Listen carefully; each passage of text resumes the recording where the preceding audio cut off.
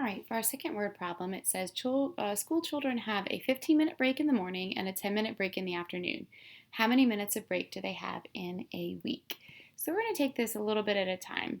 And first we're going to look at, what do we know?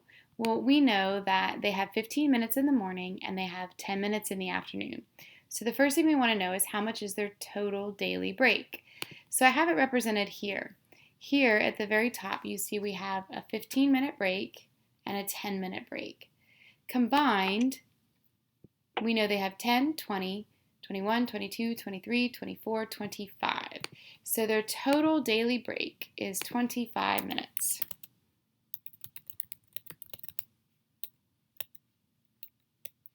So with that being known, now we can go on and figure out, well, how many minutes of break do they have for the whole week altogether? So if we know that it's just 25 minutes for one day, that means that each day of the week there we can put down and represent 25. So for example, and I tried to pre-lay some of these out so it wouldn't be so long, but this would be Monday 25, Tuesday's 25-minute break, Wednesday's 25-minute break, Thursday's 25-minute break, and Friday's 25-minute break. And remember, there are 7 days in a week, but there's only 5 days in a school week. So we need to take the number 25 5 times. So if we were to do that, we can easily, if you wanted to, count by fives. We could say 5, 10, 15, 20, 25.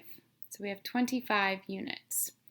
And we could easily then say 25, we could say 35, 45, 55, 65, 75, 85, 95, 105, 115, 125, which means there's a total of 125 minutes.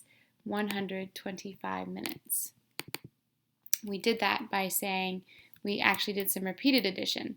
We did 25 plus 25 plus 25 plus 25 plus 25, and we saw that it equaled 125.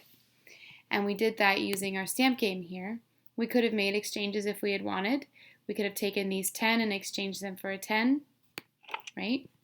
So that we can easily get to the total if we're not comfortable with that. So we could easily do that.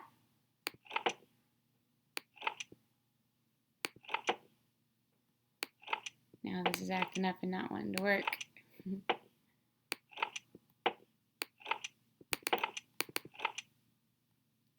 But we could have done exchanges like that, you can count on. We could also go ahead and look at our actual word problem. I'm going to move over here just because the stamp game wasn't doing what I did. And we could have looked and said, ooh, I know that this is 25 and 25 and that's 50, so I have 50 here and 50 here. That's 125. We could have done it that way. We could even do a multiplication problem. We could say 25 times 5 equals 125, because remember, with repeated addition, all we're looking at is multiplying a number. So there's multiple ways you could have solved this to get the answer of 125 minutes.